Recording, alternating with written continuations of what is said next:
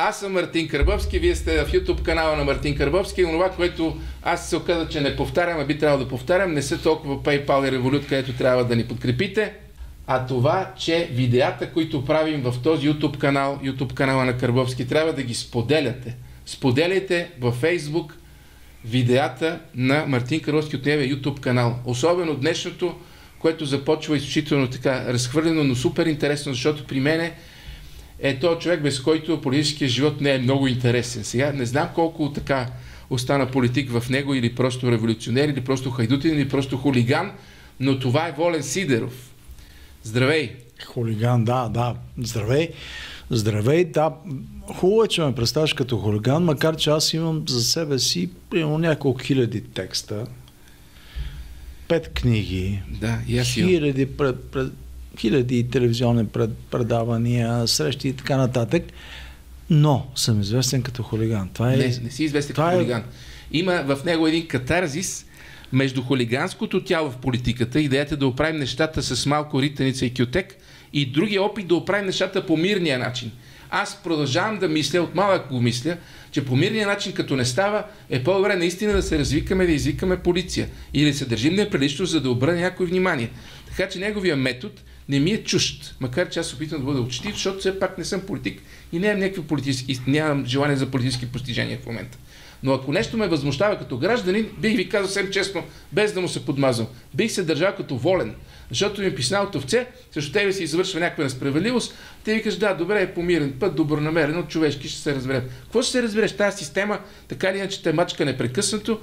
Дори аз ще ти кажа как постъпвам и аз някой път. Живеех в квартал, който често няма вода. И като дойдат да копаят, и като кажа, че е пуснат в 2, в 4, в 6, 8, и аз в 12 отивам там, къде копаят, и спочвам да се карам като тебе.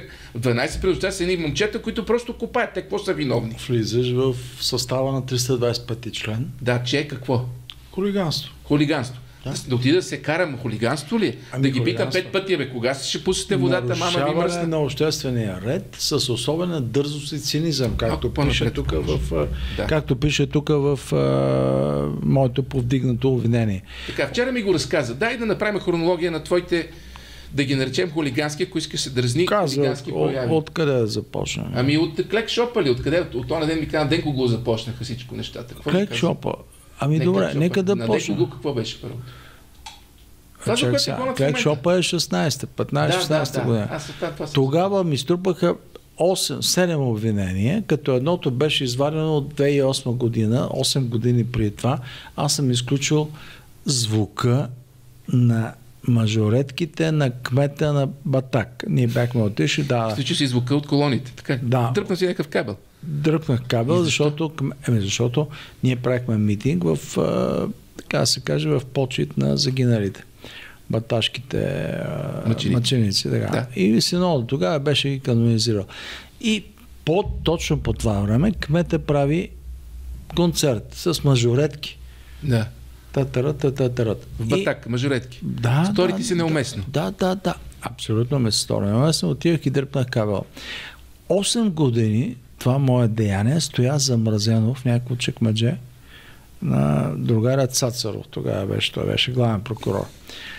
И 16-та година, значи това става 2008, 16-та година той го изважда и го слепва и го залепва с още 5, 6, 7, 8 неща. Тогава се беше родил малкият, между другото, Волен младши. Беше на 2-3 месеца, Деница плаче вкъщи, вика сега какво ще затварят, какво. И аз тогава се съгласих на пробация. Тогава беше... Ти тази в пробация? Не, тя мина. Тя мина вече, да. Мина, тя беше 2 години, 16-18. Ти по време на тази пробация си мируваш? 3 пъти ходиш. Мируваш ли по време на пробация? Ти 3 пъти на седмицата ходиш, се подписваш. Няма 6-5. Да. Ти се подписваш, имаш разговори с пробационната там служителка и така нататък, който минало това. Така. И това сега е междинно между осъден и осъден. И сега ми казват, добре, извали си свидетелство, за да видиш дали си осъден. Да, ако аз сега съм осъждан, сега в момента това, което ме го повдигат, има друга стойност. Ако не съм, има друга. И така. И сега въпросът е обаче, кой го интересува това? Какъв фактор съм в момента? кого застрашавам политически? Аз нито съм в парламента. Никога не застрашаваш, според мен. Да, не съм политически фактор, не съм никакъв. Защо в момента се води тази офанзива? Какво се води? Разкажи ни хронологично. Някой е поръчал на главния прокурор, защото в прокуратурата, сега ще кажа нещо, което ти не го знаеш и много хора, на който го каже, то не казва, аз не знаех, че има такова нещо. В прокуратурата с вътрешна наредба е създаден специален отдел, в който обществено известните хора, Мартин Карбовски, Волен Сидеров, който е обществено има някаква известност, с него се занимава този отдел, което е антиконституционно. Да. Защото всички сме равни пред закона. Значи, това беше ирония, нали? Не е ирония. Не. Всички сме равни пред закона, ама специален отдел за по-известни. Специален отдел се създава в прокуратурата. Отдел проминентни. По чия за ръка? Това не ли го е направил сам Гешев? Прокуратура на главния. Сега, бил е Гешев. Ако ще има такова нещо, според мен това може да е за ръка на Бойко единствено. Гешев не е такъв човек. Аз не го знам какъв човек е, не го познавам лично, но така ли е, че без неговото нареждане не може да стане, защото това е вътрешна наредба. Да. И вътре в прокуратурата има такъв отдел. И сега в този отдел другаря Иво Боев, така се казва прокурора, който се занимава с мен, има още две жени, които са отказали да се занимават, защото са видели това и са казали, извиняйте, много е смешно, несъстоятелно. Този какво е това? Въпросният Боев, сега, ако искаш, давай, ще прочетем, ще кажем какво е. Не го чети, това е скучно, искам да го разкажеш. Не е скучно, то трябва да се прочете, защото... Прекъснете там, където Иво Боев се занимава с тебе. За какво се занимава с тебе? Този Иво Боев през 20-та година повдигна 3 обвинения срещу мен, защото аз от студиото на Алфа, телевизия Алфа, която все още мъждука съществува, казах, че трябва да се отиде на Великден на масово на църква. Това беше прието като нарушение на закон. Заради ковида обаче. Не, защото сме по време на комунизма, бяхме по времето на ковида и тогава не искаха масово да ходим на църква. Нали така? Не, нямаше забрана за масовост. Значи аз не казах, махнете си маските, казах, идете масово. Нямаше бройка за църква. Така. Тоест, фактически...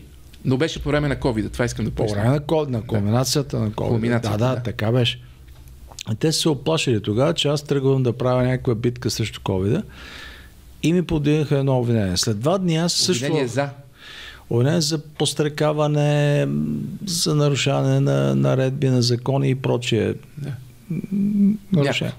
След 2 дни излязох пак по Алфа, по същата телевизия и казах, на времето 2006 година имаше една прокурорка, която ми повдигна обвинение, пък взе, че се разболя и умря. Което е факт. Сега не е хубаво да го казвам, но това е факт. Така, да. Тряс веднага наблюдаващата прокурорка Трифонова тогава 2020, преди 2 години, повдига ново обвинение и казва, аз се почувствах застрашена, това е закана за убийство.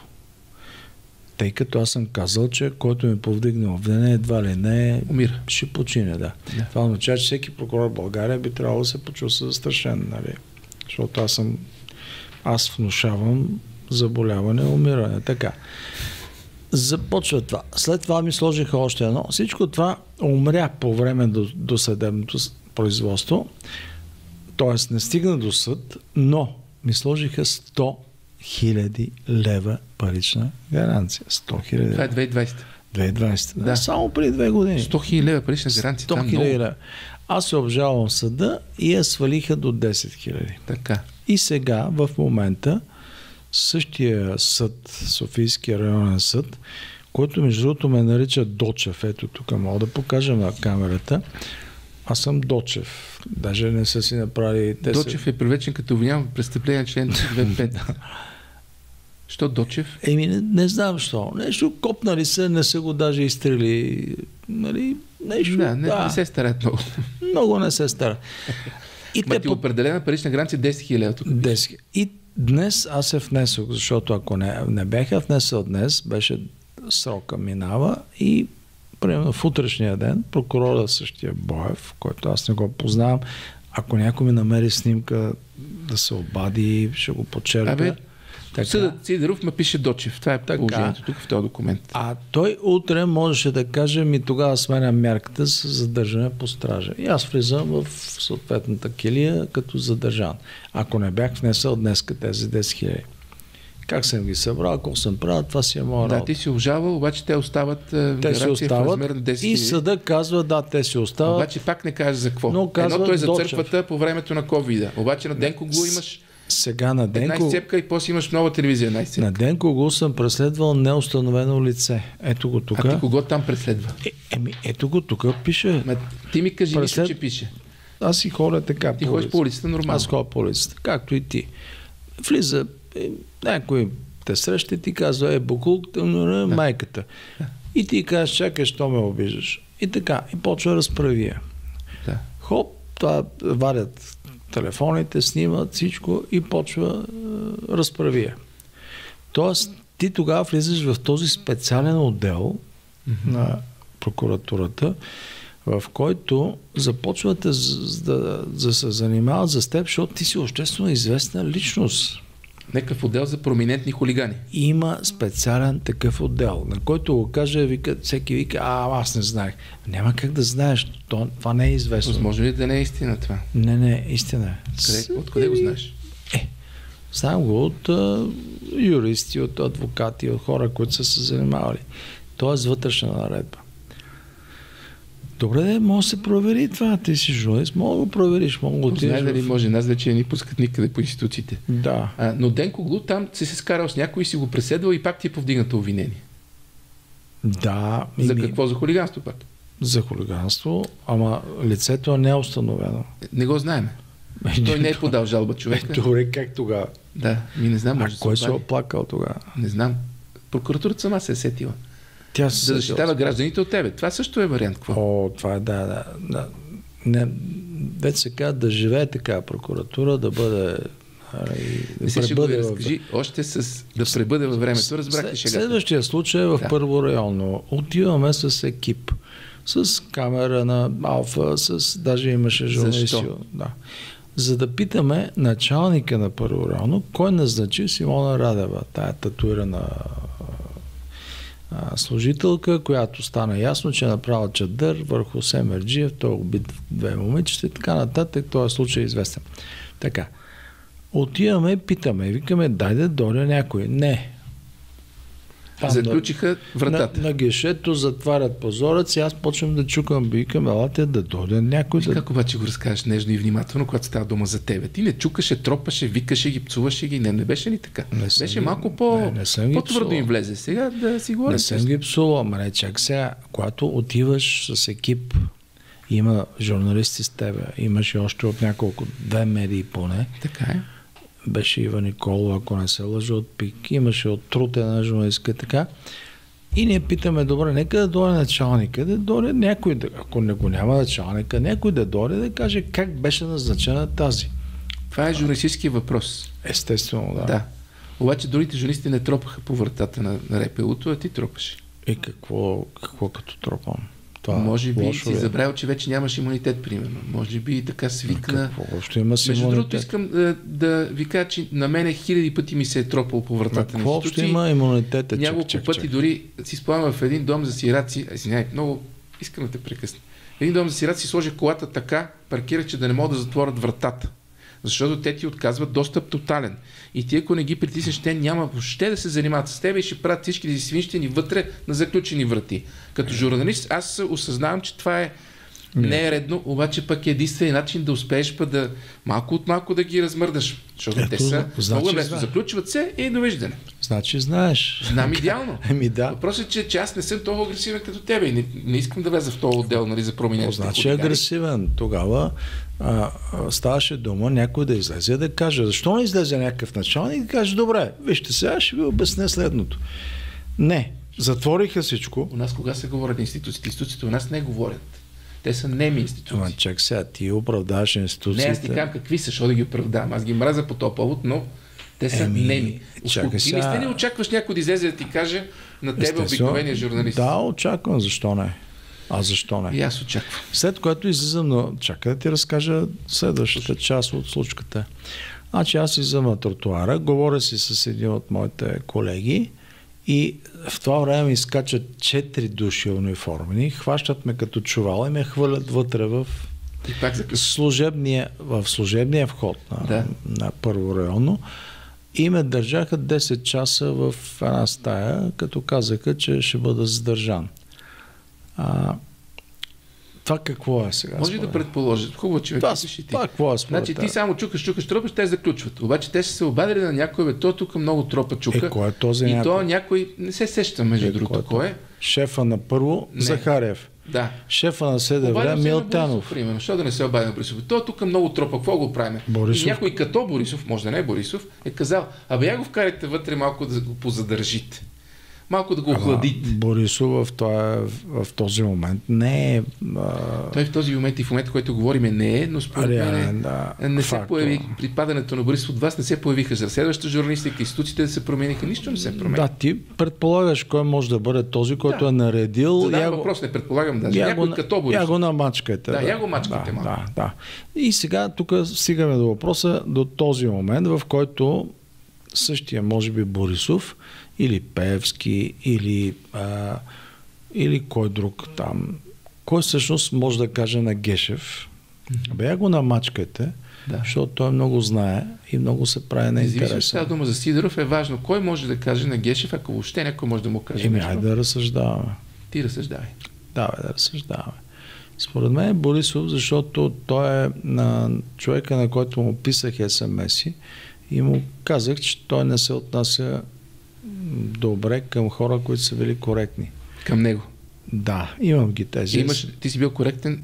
Защо показваш пръста си? Да не би да си бил коректен с пръста си? Аз съм бил коректен. Не, в смисъл не с пръста си. Аз съм бил коректен мъжки, защото когато направихме споразумение 2017 година да управлява ГЕРБ с патриотите, аз бях там. Да, ти му помогна. Така, след което той обаче остави Валери Симеонов и Красимир да се разправят с мен, т.е. да ме елиминират, защото не им бях удобния и ДЦК да ме изключат от Комсомола.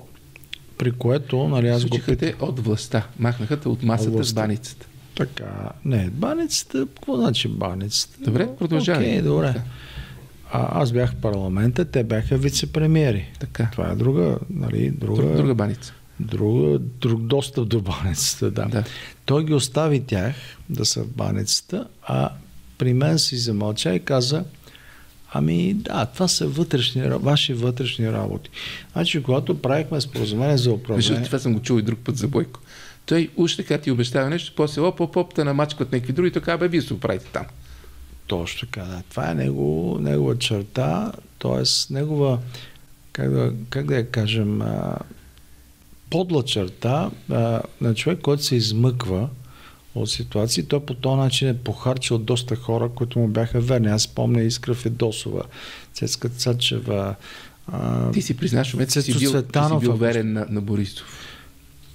Губиш точки от моята фенщина към тебе. Чакай сега, коректен и верен са две различни неща. Значи, коректен означава, ние стискаме ръка с тебе и казваме, ще управляваме тук това студио. Ще го управляваме, да. Така. Аз стискам ръка и казвам окей. И не отстъпвам от това нещо. Това е мъжката дума. Така е. След което ти обаче правиш някакъв друг ход и ми кажеш, сега ще прецакам. Тук операторите казаха, че нещо не се разбира с тях. Я се разбери с тях. Такова нещо. Тоест, верен и коректен са две различни неща. Коректност и лоялност означава, когато си поел мъжка дума за нещо, тук няма значение сега, аз дали съм верен, дали се харесвам, дали съм с Борисов. Може ли да засека сега с риск да ми се обидиш? Да, кажи. Мъжка дума ли е? Ти кръстеше курви за Бойко, а после стана... Не съм кръщал. Да не казвам какво на Бойко. Ти викаше първо курви на Бойко, а после помагаше на Бойко. И сега очакваш той Бойко да ти е ангажиран? Не съм викал това нещо. Значи това го викаха фенове футболни, които кръщяха това нещо. Сега, да се разберем, да сме точни и ясни. Може моят спомен да е сбъркан нещо. Не, аз специално не съм викал това, което е, нали, Така. Защо си изненадан от това? Хората, Да, нападал съм го, да, критикувал съм го, но какво означава това? Значи политиката е нещо, в което ти се опитваш да направиш възможното. Нали? Изкуството на възможното. Окей. Да. Добре, аз съм бил опозиция години, бой по канчето. Да, в един момент викаш, добре, дай ще влеза, може пък да помогна, може да стане нещо по-добро. И така съм мислил, така съм вярвал. Стане ли по-добре, като помогна на Бойко да управлява? До някъде, но не е така, както съм го мислил, защото аз съм малко по-идеалист. Значи Валерий и Красимир, според мен, не трябваше да влизат в изпълнителната власт. Не трябваше? Не трябваше. А ти трябваше ли да влизаш? Не, аз. Тебе не те пуснаха? Аз поначало нито съм искал, нито щяха да ме пуснат, да. Така. Те не трябваше да влизат, защото това ги потопи в една друга реалност и те забравиха за какво са. И аз, когато започнах да критикувам, нали, тяхното присъствие във властта, те взеха, че се обидиха и вика, добре, ще изключим от Комсомол. И ме изключиха от Комсомол. Окей. Бойко стоеше и гледаше отстрани невъзмутимо. И когато аз го питах, защо го правиш това, това са ваши работи. Какво казваш хората, които казват така ти се пада? Какво? Какво казваш на хората, които казват за този случай така ти се пада? Ти го поддържаш, после той ти изхвърля, така ти се пада, казват някои с диезици. Значи, това може да се каже, да, разбира се, всеки си носи това, което е направил. Окей. Но също така не е правилно да се мисли по този начин, ти сега ще го подкрепи. Защото аз си спомням много добре, когато година, 2016, когато направих, аз положих много усилия да обединя Валерий и Красимир и да станем едно, въпреки всички там обиди, нападки и хората вика, браво, най-после се... Това не беше лошо. Така. Признават. Навсякъде като хора и викаха... И минаха само 6, 7, 8 месеца и те вика, що се обединихте? Чакай сега. Що така, що онака. Няма угодия. Тоест, угодия няма на народа, значи, каквото и да кажеш, ти сега ще го подкрепиме. Чакай, ви като гласувахте за него 1,6 милиона, извиняй. Тогава какви бяхте? Кои бяхте точно? Къде сте сега? Нали сте същите хора, същите българи? Говорим си с Волен Сидеров и неговите неволи тия дни, поствластови неволи. Така мога да го определя, нали? Говорим за това, че говорихме за случая, в който ти отиваш, тропаш на вратата на първо районно, междуто само това не е сменен на първо районно, нали? Спукал съм стъклото. Ти си спукал стъклото. Само то не е сменен. Смениха всички шефове на райони. Да. За този написаха някъде, че се е откупил също 100 000. Това не е доказуемо. Така не го казваме. Това не го казваме. Не съм казал нищо. Да, разбрахте. Но ти си спукал стъклото, човек. Да, след което това е хулиганство. Сега представете ли си Морисън с колата си много пиян, блъска една полицейска кола. Това го има филма на Оливър Стоун. Това е същото нещо. Отива да тропа на полицейското и с пръст. Пак ли с пръст чупи стъклото или ще умро го щупи? Честно. Не глупости с пръст. Какъв умрок? Аз съм 70 кг с дрехите. Как да чупя с пръст? Щупи стъклото. Това е на полицията, щупи стъклото. Кажи ми по-голямо хулиганство. Значи слаби стъкла. Да сложат по-силни. Сложете по-силни стъкла. Да сложат силни стъкла. Има лойка, що? Да. Те те заключват. До тук разсъждахме по чия вина, как се е получило заключването, може би предположихме, нали така? Вкараха ме незаконно, държаха ме. 10 часа. Да, то вечерта. И понеже наши хора отвънка скандираха, накрая ме пуснаха. Иначе имаше заповед за задържане, вика, сега трябва да ви обезкирам. Аз викам, добре, ето, заповядай да дойде началника, да ми свали началния пръстен, да ми свали кръста от... Да, заповядай, ако иска да ми свали гащите. Нали? И те се отказаха тогава. Да. И ме държаха просто. Как се държа хулигански и вътре? Ако това е го хулигански... Вътре са момчетата в крайна краща. Не бива да им създаваш проблеми. Те какво са вино? Така ли? 4 човека ме хваща, ме хвърлят като чувал с юмруци. Чакай, това са изпълнителите. Ако ще протестира срещу някой, протестира срещу тия по-нагоре сега. Не момчетата са момчета сега. А кой го е наредил? Сега кой нарежда това? До сега подозираше. Ти сам подозираш и сам Кой намекваш. сега нарежда да ме тормозят? Ай, кажи. Защо? С Гешев нямам вземане, даване, нищо не. И аз така се чуда, не е от Гешев това. Значи някой ме е казал на Гешев, абе я го на мачка е волен, кой може да бъде? А може би закона все пак отрежда на всеки, който чупи стъкла на РПУ-тата, да бъде мачкан малко. Ма чакай, защо толкова дълго време траеха? То сега едва се появява така. Сега се появява. Знаеш ли, защото имаш още една издънка. Ти за нова телевизия нищо не казваш. Нова телевизия отиваме да питаме защо не дават друго мнение. Да. И там излиза. Не ви ли радва Сидоров? Там съвсем честен съм. Първо, че е леко смешно, нали не се обиждаш, леко е смешно и второ, ако имаш истинска журналистика, наистина, или поне хора, които биха така искали да има истинска журналистика, да трябва да отидат и да питат, абе вие, аджеба, защо не давате друго мнение? Обаждаме се по телефона от студиото, първо. От Алфа. Да, от Алфа. Към Нова. Както сме сега тук, и звъним. Така. И така, обажда се някаква отговорна редакторка, сега ще сбъркам името. И казва, бягайте от тук, няма да разговарям с вас. Така ли каза редакторката? Да. Каза ли бягайте от тук?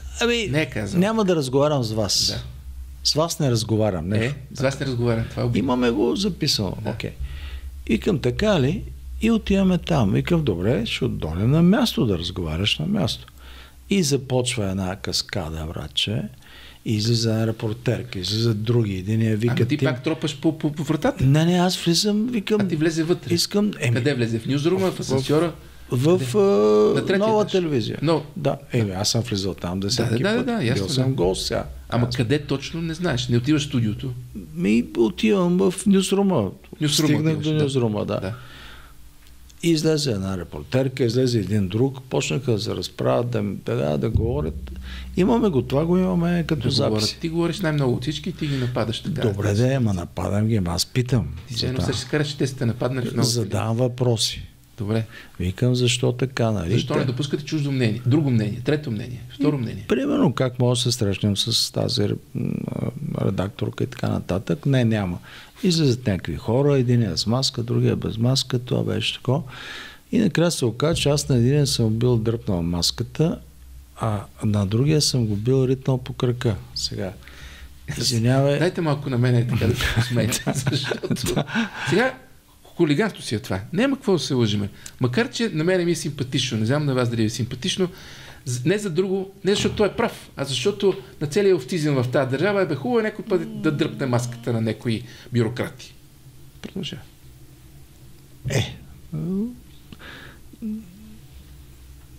Виж сега, че да дръпнеш маската на някой, това не е хулиганство. Защото има един закон, 16-та година съм го гласувал, който забранява на публично място да си прикриваш физиономия. Това беше срещу бурките. После поимаше... И сега, това бяха наредби. Наредбата не може да е над закона. Да. Този закон не го отмениха. И се оказа, че всички, които ходеха с маски в тази истерия, те наречената COVID, всъщност са нарушали този закон. Да. И аз помогнах да се изпълни този закон. Че не може на публично място да се прикриваш. Не мога да се усмихвам сега, докато говориш ти работа. Да. Ама така е, това са факти. Сега, ти ще се окажеш някакъв готин, такъв, който изпълнява законите, а срещу тебе се ритат, се нещо чупат, трошат и дори като обясняваш твоите поведения, кажеш, така и така отивахме, питахме ги, така. Извинявай, ма ти не отиваш, така и така да отиваш да ги питаш. Ти отиваш, кой тук, какво става, аз съм Сидоров, това. Не, аз не претендирам, че аз съм Сидоров. Аз стоям и казвам, добре, кажете ми защо така. Аз не претендирам, не казвам с това, че аз съм някакъв, който трябва непременно да ми отговорите. Що с самото нахлуване ти вече претендираш, че си някакъв, който непременно трябва да ми отговори. Чакай, всеки един журналист и гражданин би трябвало да може да нахлуе. Защото... Тук си прав, всеки би трябвало да може и да иска да нахлуе, но няма кой да иска да нахлуе, така че... 20 години, където вляза, казват Сидоров нахлу. Аз в закосваната да вляза, нахлувам. Чакай малко сега. Нахлувам. Какво значи? Значи влизам да питам. Добре, искам да питам. Те като ме видят и почва едно... Това е 15 март 22 година. Порше център. Вероятно, да. Това е за това, за което говориш, нали? Точно, да, вероятно, да. Оператор в Нова, доближил си, искаш ли близък план си извикал и си го щипал с ръка по тялото. Вярно. Вярно ли? Ощипал. И как ще докажеш? Тони Георгиев, господин продуцент, нова. Си го спънал с крак. Чакайте тук. Не те ли е страх, че това са циркове? Сериозен е въпрос. Не бива да се забавляваме с това. Това ми е повдигнато обвинение. Емеритно си човек, какво ще... 10 000 лева гаранция, извиня. Малко прекалявате с гаранцията, предполага се, но кой се маче да кан това да е гаранцията? Значи ти си извършил на обществено място присъствие на множество свидетели, демонстрира безнаказаност и пренебрежение към установените правила, дързост и цинизъм, закрилящи добрите нрави в обществото, телесната неприкосновеност и достоинство и деянието се отличава с изключително дързост и цинизъм. Дързост и цинизъм. Хулигански действия, извършени от обвинения Сидоров, точно така, били в много груба форма, особено наглост и безсрамие, грубо нарушаващи нравствените принципи, интересите на обществото и чувства на гражданите. Аз ще се радвам да има такова обвинение за, примерно, беженец, който напада момичета по време на коледни тържества в Кьолн. Ето това са държи. Да, и много интересно как се измерва чувството на гражданите. Щипал си го са, братче. Можеш да щипеш такива операторите. Не е хубаво да щипеш операторите, знам. Не, това не е хубаво, наистина. Това не е съжалявам, ако съм го щипал, да се вика, ще му се извиня. Ама ето тук още, те тук са събрани всичките на 8 юли 22 на Сиченски проход. Това е за РПУ-то, значи това е след нова това телевизия. Това е за първореално, да. Значи, виж сега, тук пише, добре, че сме в YouTube. Всички сте курви, си викал, тапаци си викал. Как може началника да назначи една курва за полицай? Защото във въпрос има резон, думата курва би могла да не е много правилна и да те осъди пса Симона. Имаме камера там и ще трябва да установим дали това съм казал. Всичко това се записваше. Кой е назначил тази, пак отново същата дума, от околовръстното? Да дойде шефа на районното. Това тук и да обясни кой начи за полицай тази, отново същата дума. Да. Курва е думата. Искам да съм по-свободен. Моля да сме по-свободни тук в YouTube. Дори да съм го казал. А това кой го повдига? Някой оплакал ли си или те се само сезират? Не, това го повдига прокуратурата. Щупил си 2 стъкла, Волене. 2 си изчупил. Да. Не едно, да. Добре, мисля, че си прав. Честно, тук това е съвсем сериозен въпрос. Какво значи прав, какво значи крив? Какво значи крив? Не бъди, нека прелативис. Отиваш, чупиш стъклото на РПУ-то. Прав ли си? Къде е щупеното 2 стъкла? Къде са? Къде са? Къде е снимката на щупеното стъкло? Сега не знам, тук... Тази защита не е най-добрата защита. Това са... Не. Това са приказки. И отново, деянието извършва обществено място в присъствие на много свидетели, демонстрира безнаказаност, пренебрежение към правилата, цинизъм, да. Добри нрави, отново дързост и цинизъм. Като горе го пише, те са копнали горното и са го повторили и за РПУ-то. То се повтаря. Престъпление по член 325. Това много ме дразни, като пише член 325. Аз къде знам какво е 325? Какво е 325? Хулиганство. Да. Хулиганство на решение на обществен ред. В случая това обаче трябва да се докаже, че съм щупил 2 стъкла. Виж, всяко нещо се доказва. Спрямо някои хора наистина има пък сега. Има хора, които правят хулиганства, напиват се, трошат нещо. Обаче за волен паричната гаранция 10 000 лева. Това дали за всички, които трошат стъкла е 10 000 лева паричната гаранция? Как бе, те хората те убиват и им дават 5 000 лева гаранция. И разбира се, нашия другар, постановлението му се предяви на 11:45 минути на 12 декември миналата година, преди месец. Да.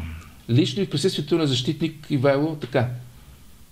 И сега обвиняема се подписва, обаче Сидоров пише, не съм съгласен с обвинението. Да. Така се прави. Аз съм длъжен да го приема, да се подпиша. Добре, от всичко това, което е тук, искам да просто разказахме неговите простъпки в обществото и хулигански прояви, заради които между другото е симпатичен на много хора.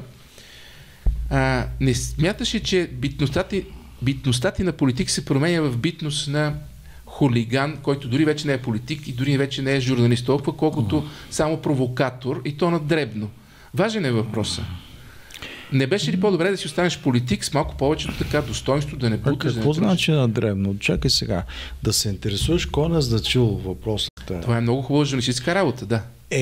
Да, това е обществена задача. Okay. И ние още не знаем кой е назначил, между другото. Да, той се скрие, никой не Продължаваме да задаваме въпроса. Нека си да троши стъклата, ние пак задаваме въпроса. Кой назначи? Симона беше, нали? Да, Симона Радев.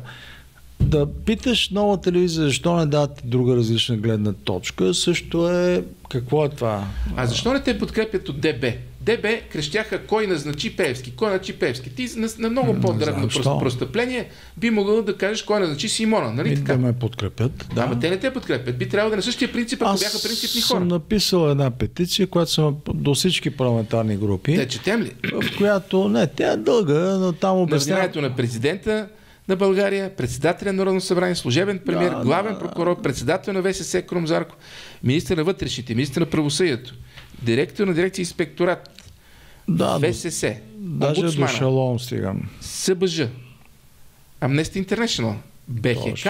Това е много хубаво. И аз за това съм журналист, за да намирам тези леки противоречия в живота на Сидоров. Ама с Краси Кънев ние се познава от 88. Той ще подкрепи ли, че чупи стъклата на репелото? 88 година. Нека да ме подкрепи. До ГЕРБ си го изпратил също така. Да, до Продължаваме промяната. И до България. И до Демократична България. Точно така. До всички. Чакай, бе, братко, и до Светия Синод си го изпратил. Да, и до главното мефтийство, и до организация Шалом. И до Шалом, точно. Това ще си го взема като правя жалби и аз ще го направя това предист. Виж го като образец. Петиция в подкрепа на публициста, общественика и политика Волен Сидоров, връзка с поредния прокурорски и полицейски тормоз срещу него. Не съм съгласен с тази петиция. Ти, като истински граждани и журналист, нямаш право да чупиш стъкла и смятам, че срещу тебе могат да бъдат повдигнати, сега разбира се, те могат да бъдат и прекомерни, но могат да бъдат повдигнати обвинения. Могат, разбира се. Смятам, че е прекомерно да му търсите 10 000 лева или 100 000, тя първоначалната гаранция е 100 000 лева. Да. И смятам, че това е прекомерно, но по принцип не си прав. Защо трябва сега да трошиш и аз като журналист отида да щупа 200 стъкла и да кажа, много ми е правилен въпрос, кой назначи Симона, мама ви мръсна, щупам ви стъклата. Сега, нали сме журналисти, не сме чупачи на стъкла. Ама когато не ти отварят и не идва никой, ти си длъжен да настояваш. Като и при мен е тази дилема. Не ти отварят, лъжат те, мотат те, заключат врати. Въпрос на характер. Сега, аз тогава съм проявил характер. Те ми го върнаха. Те ме хванаха, блъскаха, ме ритаха, ме вкараха с ретници вътре и си го изкарах. И аз викам, добре бе, мама ви стара, нали, точно направихте каквото. Така, нали, те си знаят. Те си го върнаха. И аз мислех, че е пито платено. Изведнъж сега това го изваждат и започват да го чувъркат. Да. Аз си мисля, че всичко мина и замина, защото те ме блъскаха, биха, викам, добре, значи хубаво, аз чуках. Танто за танто. Аз чуках по стъклото, вие ме ритахте, ме блъскате, окей. Всичко наред. Не. Оказва се, че сега някой е решил. Вижте какъв чадър влиза Сидоров. Днешните обвинения отново са базирани на мои журналистически разследвания. Кой назначи татуираната полицайка Радева в първо районно управление и защо Нова телевизия не дава различни гледни точки по темата Украйна? Това правилни въпроси. Това беше повода. Лоши методи, според мен. То не че с добри методи може да успеем, но да. Аз бих те подкрепил в тази петиция, защото въпросите си правилни. Но начинът, поведението ти не мога да одобря, защото сега проминентните личности трябва да бъдат за пример. Ти се държиш малко като Хайдутин, което също е за пример. Обаче, какво постигаш всъщност това си държане? Не знам. Аз не знам дали постигам нещо. Просто съм такъв. Значи, виж сега, това е разговор се вика с моята съпруга, жена, която е прекрасно момиче. И някой път си говорим и тя вика, що така. Викам, аз съм така. Ти си избрал с кого да живееш. Аз ако не бях такъв, нямаше да съм това. Да, толкова. Сега, можех да съм някакъв мишок там от... На мен ми е симпатичен. На вас симпатичен ли? Ще да съм някакъв мишок от лабораторията, да ходя напред-назад, но нямаше да съм това. Ще да съм Мунчев. Да, ама все пак, какво постигаш, човек? Да знам. Освен скандал, обиди към тебе и към семейството ти, към хората и ти към хората, какво постигаме? Не знам. Резултатът е важен в журналистическата работа. Човек не мисли, когато действа, какво постига. Аз не го правя планирано, за да кажа добре, сега. Един въпрос много е важен. Ще постигне ли какво си? Ще го задам. Обвинявате в пиянство. Ти казва, това пак е пиян. За всеки път, когато ти се появиш, пак е пиян. Добре, и какво от това? Не е хубаво да ходиш на работа на журналистическо разследване, ако си пиян. Нашето поколение си беше такова. Ние си подраснахме с Слънчев бряг коняк. Прескочихме. Сега ще разкажа нещо. Ако искаш само 1-2 минутки. Имах една случка с един младеж, защото седа си на Витушка и си пие там в едно заведение. И минава един младеж и вика. И Преди месеци. Да. Не знам Добре. кога. Миналата година, да. Но ще не са им повдигнали обвинение. И той вика, ти си пияница, наркоман. Младежа. Младеж. И аз излизам, викам и сега моето момче. Да, за първото ще се съглася. Къркам си, откак се помня. Наркоман ли си? Наркотици, викам, ако искаш, сега викаме екип медицински, правиме кръвна проба, защото той се спря там на Денково заведение, където знам, че се събират. Викам, сега ще ви изследват всички. Искаш ли вас, нали? И мен.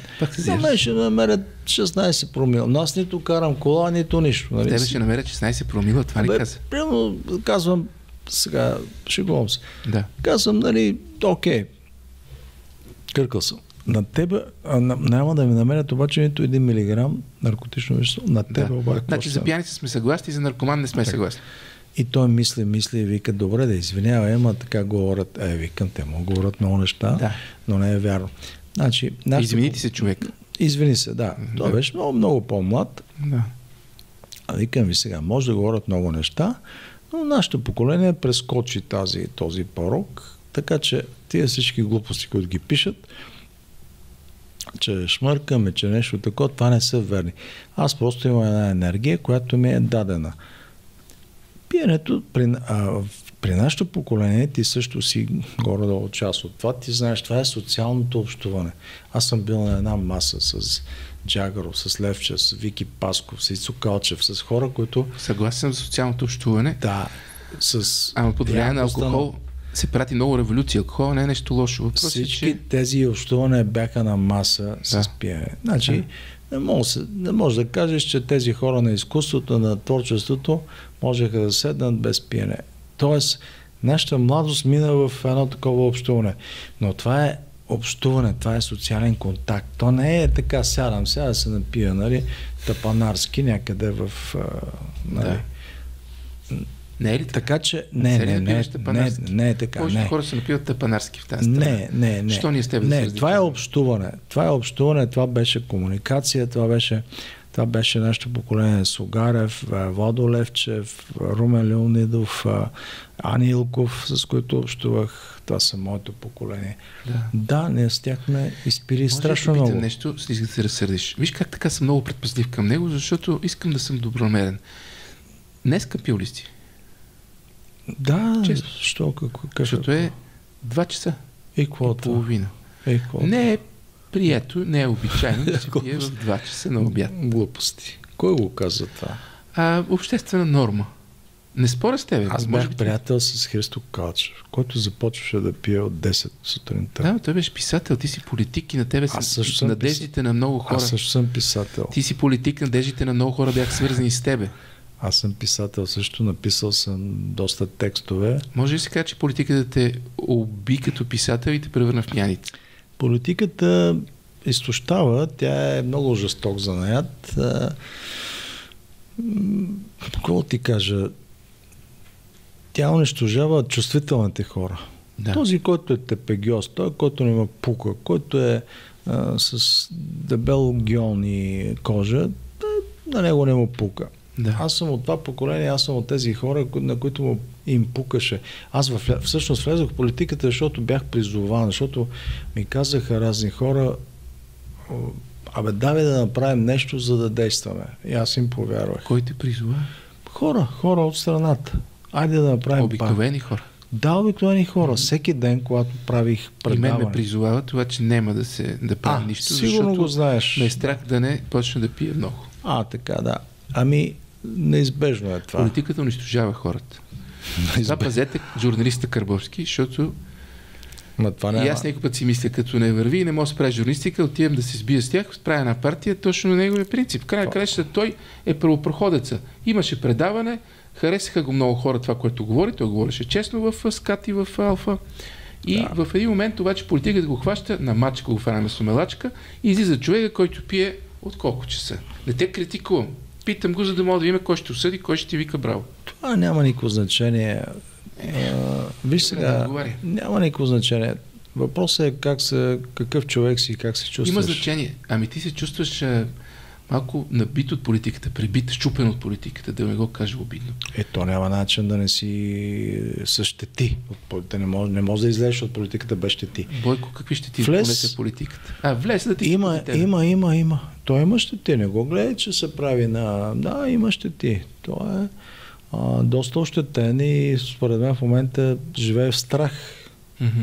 Има нещо. Той даже живее в много сериозен страх. Ние с тебе сме по-щастливи от него. Това е хубава новина.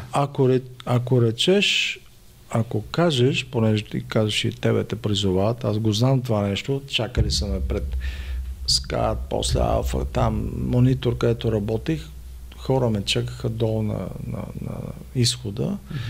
Айде да направим, вика, направи партия. Така че сигурно и теб те чакат, ако речеш, направи. Знаеш ли ще те консултирам, ще ти дам съвети. Как да свърша? Да, ще ти бъда и... Как да почне политиката, събеседник, как да свърша? Ще ти казвам и как да пиеш професионално, така че да не професионално политическо да не завършиш, да не завършиш зле. Това не е толкова смешно. Да не помисли някой, че ще шегуваме с тебе. Имаш един проблем. Не знам дали е алкохолен такова. Според мен по-голям проблем е, че ти се караш с всички. Тук говорим така приятелски, човешки с тебе и по някакво време ти изтърсиш нещо, което и мене започва да ме дразни. Какво беше написал във Фейсбук онен ден, че аз ходя навсякъде и търся пари от хората. Ти във Фейсбук пишеш за мен такова нещо. Не се срещаш с политици. Искал съм да те провокирам. Какво? Нима ти не провокираш хората, които сега срещу теб. Не сега по този начин. Ти ме извика на среща, после твърдиш, че съм се видял с теб, да ти искам пари. Исках ли те? Не съм ти искал. Казах ти, че ако правиш нещо политика, трябва да имаш медия, защото ти си примера, че без медия политика не може да се прави. Това е. Искаш ли да ти кажа честно какво? Искам да кажеш на хората, че не съм търсил пари. Остави пари. Там е доста единствено, иначе ти си Остави парите. Ти ми каза, да видим твоите неща, дали ще се приемат добре. Това е все едно да кажеш... Казах ти да пишеш за нас. Това е все едно да кажеш на Моцарт, напиши нещо да видя дали ставаш. Аз имам десетки хиляди текста. Не си Моцарт в политиката, извинявай. За цялото ми уважение и обич към тебе. Текстовете. Ти ми кажеш, Волен е много добър журналист. Ми напиши нещо, за да видим дали ставаш един вид. Не съм ти казал така. Казах ти, ако искаш, пиши при нас, така, не имаме пари да плащаме. Кой ти иска пари? Ти що не почна да пишеш тогава? Обидих ли те нещо? Ето сега почваме да пишем. Ако кажеш, почвам да пиша. Почва и той пак се засегне. Добре, както иде. Сега като обвинявам ще почна да пиша. Да. Как се казва това? Текстовете на един обвиняем. Да, репортажи от килията. От подземието, да, Достоевски. Репортажи на човека с голямата, как се казва това? 10 000 лева. Добре. Виж сега, какво мислиш за Бойковото арестуване? Дай да минем на по-така, не на тебе вече, дай да обсъдим с Волен Сидоров, да обсъдим днешната политическа ситуация. Те го раздуха до небето, това арестуване, при положение, че аз имах 2 арестувания по негово време, 16-та и 20-та година. Бойко Борисов е премиер. Да.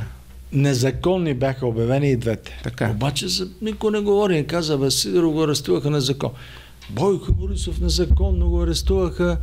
Страшна работа, страшна драма. Да. И вече, там Кирил и Асен, разбира се, трябва да се самообесят, защото те били наредили. Добре, аз тогава мога да кажа, че Бойко е наредил да ме арестуват мене 20-та година. Те се допитваха за всичко. Той след това, знаеш какво? Отидох при него и той вика, брат ми, ти знаеш ли, вика, той Гешев, аз вика с Сасор, после разбирах, ама с това не мога. Измива си ръцете. С една дума той е направил нещо зад гърба му. Аз съм бил свидетел как в 8 часа сутринта му докладват. Господин генерал. Да. Добро утро. Всеки, който пресече на червено, му докладват. Какво става, арестували Сидоров, нали? Да. Той много добре знаеш. Ние се чудиме кой ни сваля от телевизията. Да. Така че това лицемерие е ясно. Тук въпросът е повече да не се правим на наивни, да не вярваме в дядо Мраз. Ти искаш и Бойко Борисов да бъде арестуван и разследван, не защото той те арестува, а има ли за какво? Не, той ще бъде, така или иначе, защото има за какво. Той има страшно много неща за какво да бъде. Въпросът е дали това ще оправи нещата в България. Ако иска да си живее живот. Дали ги оправи, е въпросът справедливост. Да си живее живот. Справедливост няма в този свят материалния. Справедливост ще има след второто пришествие. Така че не знам дали Дали да бъде арестуван, да не бъде арестуван, се тая. Аз не съм нито отмъстителен, нито такъв човек. Аз съм злодил Овена. Овена ядосва се, днес разгневява се, другия ден забравя. Аз не искам да бъда арестуван, Бойко. А какво искаш? Малко по-хубави хора, свестни, да вземат нещата в ръце. Айде, кажи ми хората, списък с хубавите свестни хора. Айде, там е работата, че като гледам младите хора, те са едни зомбита, но все пак да се надяваме, че има такива, които могат да станат държавници. Не знам, в момента не ги виждам, честно. Сега, какво да си фантазираме. Какво се случва в момента с политиката? Борисов уж не е вече фактор, уж е отпаднал за винаги. А кой е фактора в момента? Той има една единствена задача и постановка да се запази, точно да не го съдят, да не го мачкат. Защото знае, че има много хора, които биха му отмъстили. Да. Така. Аз не бих, макар че постъпил некоректно към мен, не бих. Нека да живее, нека да дебелее, нека да си ходи в банка там, да си дебелее и да си тлъсте. Въпросът е в това дали сега кировците и те се оказаха някакви, как да кажа, гумени, такива някакви играчи. Ние сме в ръцете на геополитиката. Геополитиката в момента ни е предвидила да сме някаква буферна зона и аз чакам земетресението. Това, ако трябва да кажем, защото не мога да разчитаме тук на някакъв елит. Земетресението, което ще размести нещата, е нещо, когато се друсне земята, понякога една бара, където е било тук, хоп, отива на другото място. Последните стават първи. Премества се. Да, ние ще се преместим. Ние ще отидем към Евразия, няма на друг начин. Това ли е твоето желание? Не, това е цивилизацията. Това е истината. Че ние принадлежим към тази цивилизация. Да. В момента се води една гигантска война. Тя не е с Украйна, тя е цивилизационна. Да. Русия е цивилизационен център. Който не го разбира, е много тъп. Тя не е защото е Русия, а защото там е събран центъра на света. Той, който ще спаси нещата. Другото е един сатанизъм. Малко разкален този център около Москва. Разкален, не разкален, няма значение. Той ще бъде. Нямаме друг. И ние сме към него. Ние сме го създавали на времето. Дали сме му каквото трябва, дали сме култура, когато кажа на един руснак, ние сме ви дали всичко, той как? И към е така. Как да кажа, това е бъдещето. Там ще бъде нашето бъдеще. И нашето е вързано с това. То не е вързано с евроатлантизъм, защото такова нещо няма. Като евроатлантизъм.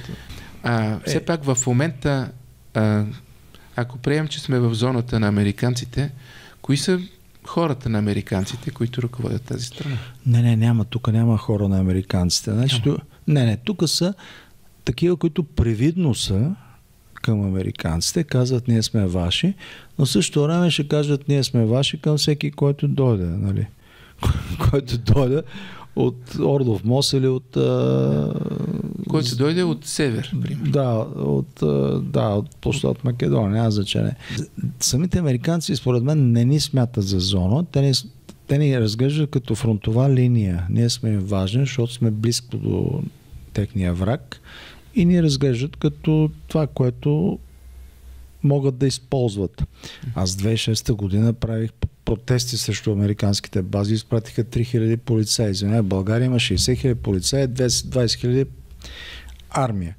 Значи, представяме си каква държава сме. Не бананова. Искам само да отбележа, че никой друг не е правил протест срещу американското присъствие по това време. Никой друг, то нямаше други. Коментирай политическите играчи. Почни от който искаш. Кои сегашните в момента? Днешните. Значи, давам възможност на всеки един от тях да се осъзнае, защото това е Ти даваш възможност. Да. Позиция, че ти да даваш възможност. В смисъл, че не ги отричам, защото сега ако питаш някой, той си ще каже, не ги отричаш, това разбрах, да. Само, че има заблудени, има такива, които се правят на верни към американците. Те знаят, че са верни, защото така се налага. Има такива, които са, нали, те са по-елементарните, по-глупавите, казват, да и тук те евровъди, къде отиваме, тук Русия, Путин е лош. Но и тези, които са по-умните, знаят, че нещата се променят. Особено за България винаги са се променяли. Те са били и така и онака. Палачинката. Да. И те чакат обръщането. И според мен в България това е било винаги синдрома на оцеляването. Сега да изчакаме да видим какво ще стане. Да не сме много такива, много такива. И понякога се така преиграва малко, нали. Сега ще гоним дипломати, ще прекръсваме газа, това. Ето да покажем, нали, на новите господари. Те 1941 година обявят война на Англия и на Америка. Да. Ръкопляскане в парламента. Богдан Филов тича при царя и вика, Ваше Величество, с ръкопляскане. При което Борис каза, можеше поне да не ръкопляскате. Да. Така че това е познато. Значи това слагачество е познато, но това слагачество никога не е крайно, т.е. никога не е с отдаденост. Българина няма отдаденост. Без посвещение на това, без да се посветиш той на това. Казва, сега... Да изчакаме да видим... бащице, тук твой съм, обаче, нали, винаги е с едното око на страни.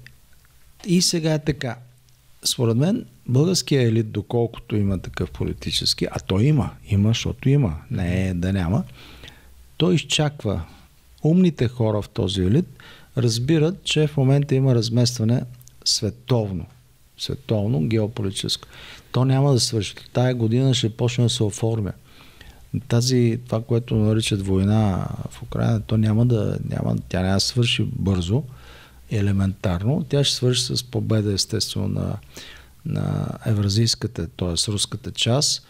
Ще бъде отцепена там източно-южната част, Хинтерланда към Крим и така нататък.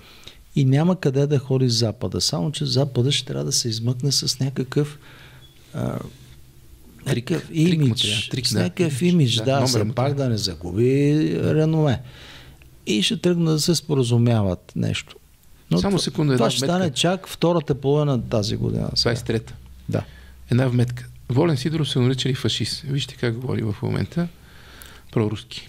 Само това казвам. Защото всичките определения, които давате на политиците, са доста криви. Дай да опитаме нещо с твоя журналистически мозък. Блиц, с по една-две думи, алюзии и онова как ти определяш тези имена. Да опитаме, дам ти име, ти ми кажеш една до две думи. Грандна асоциация, давай. Да. Борисов. Тарикат. Може и две. Да. ПП-тата, Кирил и Асен. Неопитни. Да им простим. Много са неопитни. Да не търсиш някаква комбинация. Аз на всички искам да им простя. Да. Нали, защото съм християнин. Неопитни, но амбициозни. Айде, добре. Неопитни, но амбициозни. Да. Значи грешат от това, че не знаят как. Свръхамбициозни, но неопитни. И не знаят как. Не са ли и те тарикати опитват се нещо да вземат? То тарикатството се изгражда. То не е така. То не е породено. Неопитни, разбрахте. Борисов е тарикат по рождение. Аха. Да. ДБ-тата, Христо Иванов. Безлични. Безлични? Безлични. Те са доста агресивни. Може ли агресивните да са безлични? Безлични. Те не знаят какво искат, защо го искат и как да го искат. Затова ги наричам безлични. Аз разбирам че уважавам всякаква кауза. Казваш, аз съм евроатлантик, тук же. Ама би се, бори се за това. А те? Не. Те са както беше в стария виц, това шофьора и съседа. Вика, той дойде там. И какво вика? Той вика, вместо да ми каже, той казва, същата работа. Също така е мама ти, нали? Така. Мама ти, това мама ти. Той вика е такъв, онака. И същата работа е при тях. Сега, да си евроатлантик, това не може да бъде кауза, защото не може да бъде кауза. Те самия Евроатлантически съюз ще се разпадне. Те какво ще правят тогава? Извинявам се. Къде ще отидат? къде точно ще се става? Това въпрос ще седи само ако си прав. Аз не мисля, че Евросъюз ще се разпадне така лесно, но... Добре, продължаваме нататък. Ще живеем, ще видим. Па живеем и видим. Това е руско послание. Да. БСП Корнелия. Корнелия е боец. Боец? Корнелия Тя не счупили партията, човек. Жена с характер. Да. Значи, напукна всички тук нападки срещу нея, че тя е била съсипала БСП. Не си съгласен. Тя е, както се казва, както казваме българите, пич. Разчисти който трябва. Така? Да. Слушам те. Да. Не споря. И уважавам за това. Даже мисля, че съм и го казвал, но нямаме някаква пряка връзка, такава да кажеш. Но тя действа с характер. Жена с характер, мъжки. Жена с мъжки характер? Да. По новите джендърски правила, как ли звучи, това не знам. Не, джендърски, просто с мъжка мара има една българската мъжка мара. Да. Възраждане. Интересен случай. С Костадин се познавам от години. Давал съм му съвети, казал съм му какво е хубаво, какво може. То обаче не знам дали сам така си внуши някой отвън или как, реши, че той ще бъде вся и все. И ще занули всички. И аз му казвам така, да, добре, ще влезе. Това беше миналата го, 21-а. Ти ще влезеш, всичко ще бъде точно. И след тези колко се месеца ще питат хората, какво си. Да, прав си. Значи там има... Но той не направи твоята грешка. Ти като влезе и почне да се обвързваш. А той се държи необвързано и продължава да печели дивиденд от това. Ще се обвържа, няма къде да... В политиката не може си в бял костюм с бели ръкавици. Дълго време. Да, няма как. Друг въпрос е да оцелеш. Аз оцелях доста години. Да. Все пак. Сега оцелял ли си? Близо 20. Сега не съм. Сега ти не си жив политик. Ти си унищожен политик, занулен политик. Ще видим. Никога не. Затова ми въпрос след малко. Все пак едната дума за Костадинов. Влезохме в повече преразход на думи. Влюбен в себе си. Влюбен в себе си? Да. Основният му порок, защото това ще го, според мен... Може ли човек, който е влюбен в себе си, да е прав за повечето неща и какво ти пречи, че е влюбен в себе си, ако е прав за повечето неща? За кои точно неща? Защото... Същите твоите идеологически, патриотични... Не може да повтаряш неща, които аз съм правил преди 15 години и да не се позоваш. Ти ги компрометира тия неща. Искаш позоваване. Да. Държиш патента над патриотизма. Това е също... Не патента. И сега, това е също както Остап Бендер, нали, на Зоя Синицка казва, с нощи вика, измислиха едно стихотворение. Я помня, че от мене предем Ноевела сте, как ме моли от небе, как гении, че сте кръсти. И какво вика, беше разочарован, ти като разбрах, че Пушкин го написал преди мен. Да. Та същото нещо е с Костадин. Сега, нищо не пречи да кажеш, добре, тук ти не си паднал с последния дъжд, нали? Не си новия... Смяташ, че ти е наследник едва ли не? Никой освен нас не е казал това. Не чакай сега, не може така. Разбрахте, да? Да, не бива. Да ревнуваш. Не бива, не. Не е ревност. Това е историческа, как да кажа... Задължение на... Историческа необходимост. Той е историк по образование. Приемственост трябва да има, така ли? Да, трябва да знае, трябва да каже, че преди мен прокараха пътя, с тези грешки, с тези грешки. Не мога да кажа, аз съм първия. Прокараха пътя, айде да се вземем сега. Може би ти компрометира патриотичната идея. В голяма степен и това може да се каже. Защо да съм компрометирал? С какво? С пръста. Не те критикувам, но се сещам, че когато си патриотичен човек, когато си нашия националист, за който гласувахме, в един момент да се гушне с Бойко е компромис твърде голям, който твой електорат не иска да преживее. Пак ще кажа, че политиката е изкуство на възможното. 1 милион и 600 хиляди гласуваха за Бойко и продължават да го правят първа сила. Да. Въпросът е, че ти не трябваше да се гушкаш с него. Аз съм изолиран секта, да бъда секта. Окей? Бях дълго време. Това беше разочароващо. Казвам ти го от името на твоя електорат. Сега този електорат, този, който го казва, то не е бил в реалния живот. Не е бил на ринга, ясно е. Не е бил в реалния живот, да. Защото е лесно да кажеш, ти трябваше да бъдеш там един чист, такъв, чакай, къде точно да бъде чист, някакъв светъл. Не може да си политиката чисти светъл. Въпросът е колко помагаш на лошите. Колко се примиряваш с тях. След като... Значи, 17 години по управление на ГЕРБ, аз вече съм сигурен кои са лошите. Продължаваме нататък. Не искам да споря с теб. Добре, не спорим. Български възход. Една дума. Как да се каже? Руска салата.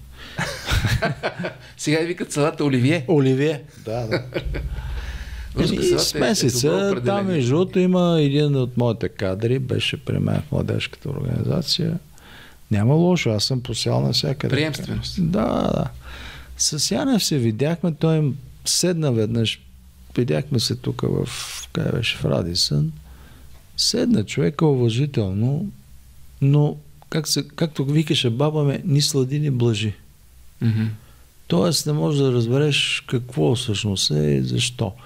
Сега, доколкото разбирам, там Ковачки стои и някакви такива интереси, но това са формации, които са от ден до падне. Те не са свързани с кауза и с идеология.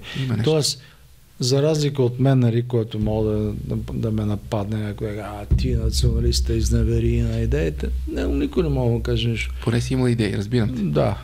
Продължавам с последния политик, който се казва Слави Трифонов. Познавам го от студентските му години.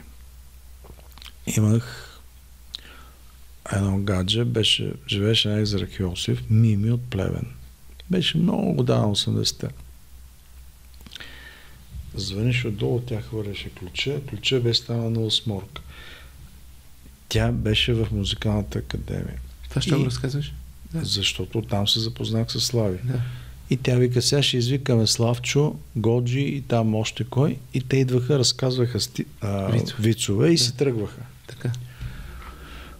А останалите, аз обикновено носех някакво пиене и така остава. Те ви забавляват. Те забавляват и изчезват. Да. Ма това е много преди 80. Това ли искаш да намекне за тях, че забавляват и изчезват?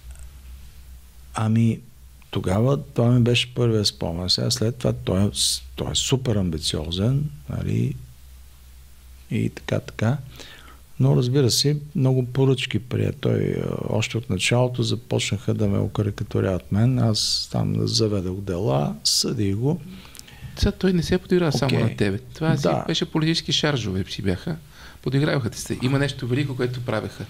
Това с веждата, което правиш ти.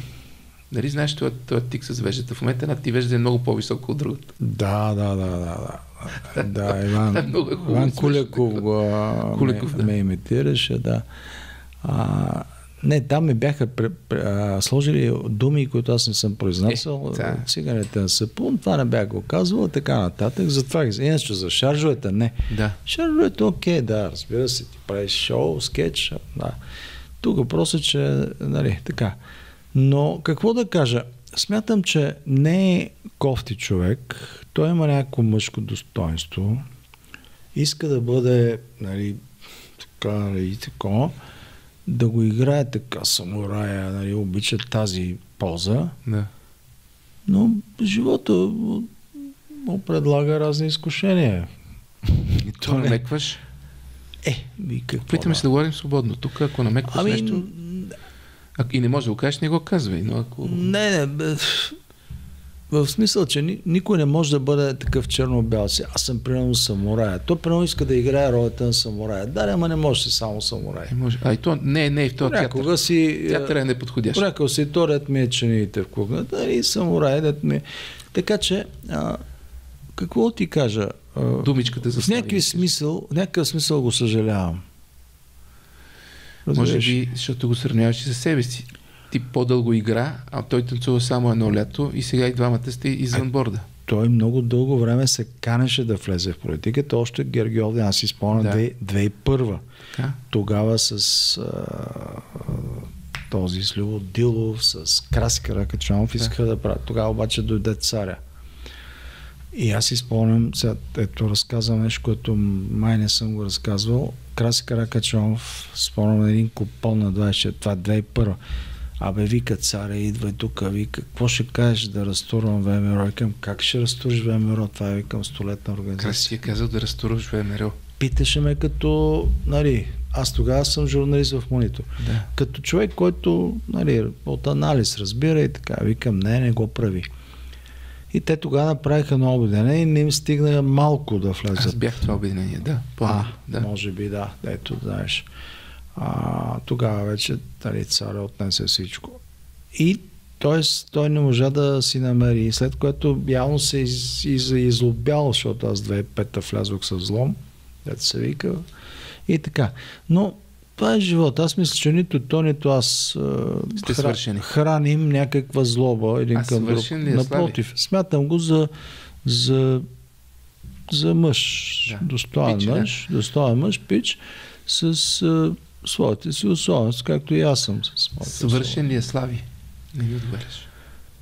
Не, никой не е свършен, докато не свърши, докато не приключи, докато не реши, докато не падне. Ти като политик свършен ли си?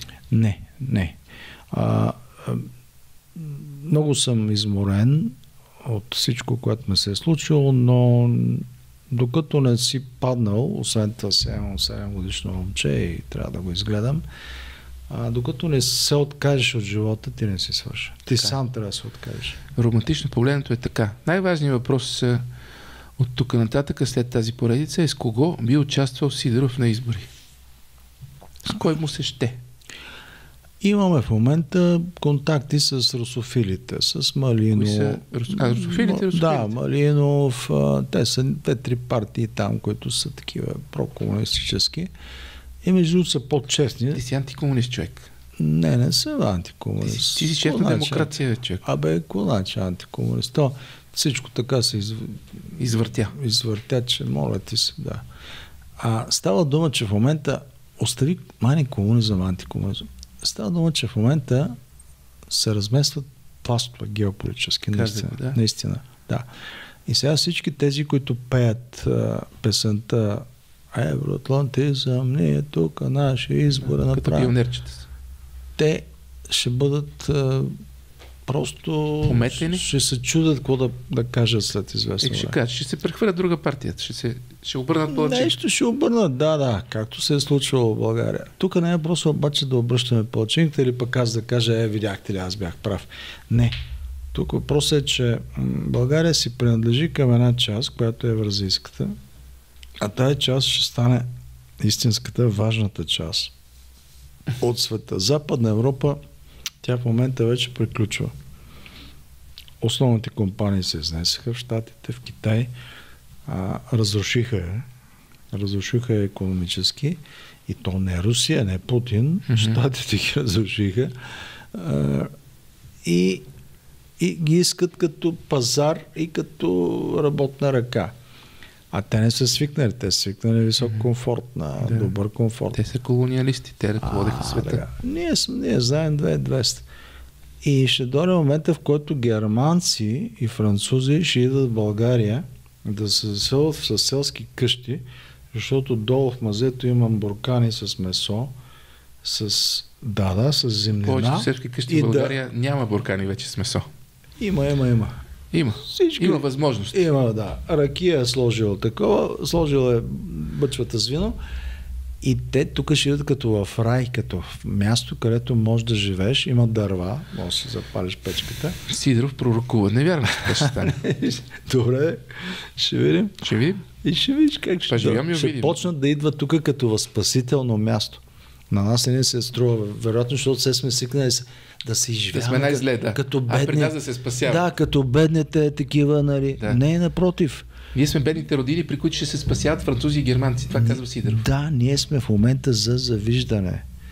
Те не знаят какво да правят, защото... да работиш за Борисов. Шегувам се. Правиш реклама на сегашната ситуация, която е кошмарна. Няма лошо, ако му дойде акъла в главата, аз не съм против него. Господин Борисов, обадете му се на този човек. На мен не ми се обадете, на него му се обадете. Ако му дойде глава... Виж сега, аз винаги съм се надявал, че ще му дойде акъла в главата и затова съм го подкрепил. Като видях, че не му идва и гледа в тавана, като пуши по ръта, а не гледа в очите. Разбрах, че е трудно. Но все пак живота учи. Докато е жив, ще се научи. Аз не губя надежда, че може да се научи. Той не е глупав. Той ще се научи кой му е ценен. Това ли ми казваш? Това ли го казваш? Той не е глупав човек, интуитивен е. Борисов, вие не сте глупав човек, интуитивен сте, може се на Карбовски. Да, може да се научи. На Сидоров беше. Шегувам се. Чрез Карбовски и с Сидоров. Той с мен няма да иска да говори, но с теб... Защо не иска? Той с мен няма да иска да говори. Не знам. Да дойде да участва. Бойко употребява хората, сдъвква ги и ги изплюва. Много хора бяха опарени от това, така че когато си изплют, едва ли можеш да се надяваш на нещо от начало. Но въпросът е да не се чувстваш изплют. Не се засягай. Когато разбереш, че когато му го кажеш на този, който го прави, тогава не си изплют. Да. Като му кажеш, употребихте ме, не сте прав. Да. Нали? Нека Искра Федосова и Цецка Цачева да му кажат, че са употребени изплюти. Да. Аз няма. Аз ще кажа, аз съм си аз, бил съм до теб, против теб, с теб, подкрепил съм те. Аз съм си аз обаче. Да. Нито ти си ме създал, нито си ми дал таланта. Да. Нито си ми дал възможности. Смяташ ли, че от него зависят много нови неща? Освен това ти кажа, че се ангажираш с русофилите на Малинов, пък в един момент сега към Бойко правим някакъв реверанс. Няма логика. Бойко се отрече от Путин вече. Той Бойко ме е канял на среща с представители на Руската федерация, така като русофил. Да покаже, че ето виж... Той беше си русофил, той си прави потоци. Той си работеше по тия проекти, да. Сега, че в момента се прави, нали, слага се на американците, това си е емулетно. Да. Маневра. Маньовър. Както викаше бе точно. Защо така все още си ми симпатичен? Не мога да разбера. Ти на колко години направи? Сега, защо? Да знам, защото съм такъв. Не си такъв. Не ме питай за годините. Защо? Роден съм през 56-та. Априлския пленум. Това е тогава. Другаря Живков става първи секретар и още съм жив. Да. Но ще се държа, защото имам за какво. Имам 7 годишно момче. Всяка сутрин ставам и го водя за ръчичка в 133-то училище Александър Сергеевич Пушкин. Там ли? Да, там. Случайно ли го избра руската гимназия? Не случайно. Той е 7 годишен, значи това е първи клас. Това е първи клас. И го води за ръчичка. И го водя, да. Това е симпатични Сидоров. Там взехме под наем един апартамент, наблизо и сега го водя. Някой ще каже, че възраждаме Сидоров с тия романтични картинки. Не съм умрял да ме възраждате, но все пак не ме приключвате се. Няма те приключваме. Как? Да. Не бе, нито един националист и патриот не бива да бъде приключен. Винаги, ако бива приключен, той обикновено влиза в пантеона на тия обречените велики хора. Винаги, когато мога, ще помогна на вашия канал. Знаеш, че съм помагал. Виж как обещаваш пред камерата, а иначе... Да, когато мога. Ама его сега ми взеха парите. Не искаме в момента, не искаме нищо от те в момента, да не стане така. Да не стане... Но имам ли възможност? Много ми е любопитно, докато беше политик, финансирането ти само от едно място, от гласовете, които получаваш, или беше, ако си съгласен да ми кажеш? Не, от различни места беше. От различни места? Хора? Чужди държави? Хора? Не, чужди държави, не. Хора? Не. Богати хора? Богати хора, но сега ти казвам ти честно. Слушай. Така. И да, знам, че микрофонът е пред мен и камерата. Работиме, да, не знаеш. Да. Употребял съм всичко за делото. Разбираш ли? Чул съм други неща, но сега няма да те напада. Когато искаш, може си чул. Да. Не съм копал пари в градинката. Това не съм го чул. Не. Значи всичко за делото. Да, разбира се. Живял съм хубаво, окей. Позволявал съм си, нали, каквото ще трябва. Аз съм си позволявал това и преди това. Разбираш ли? Тоест, аз не съм се променил от тогава да кажа, сега се изведнъж ставам баровец някакъв, който... Аз си бях такъв. Въпросът е какво искаха хората, които финансираха партията. Все пак, щом ти дадат пари, нещо ще искат. Ако искаш отговори. Не знам дали получиха това, което искат. Може би за това сега. Получат това, което искат. А може би за това сега. Така водим разговора, да. Аз за първи път виждам честен политик. Когато ме лъжат, аз ги усещам как си ме лъжат. Аз обаче не мога да ги хвана, не мога да кажа, лъжеш ме. Това е глупава война. Но пък за първи път, може би защото е свършен, дано не е така, Волен Сидеров е първото ми интервю с честен политик. Благодаря му за което и винаги ще бъда негов театрален фен. Аз съм фен на твоята театралност в политиката. Разбираш ли? Добре.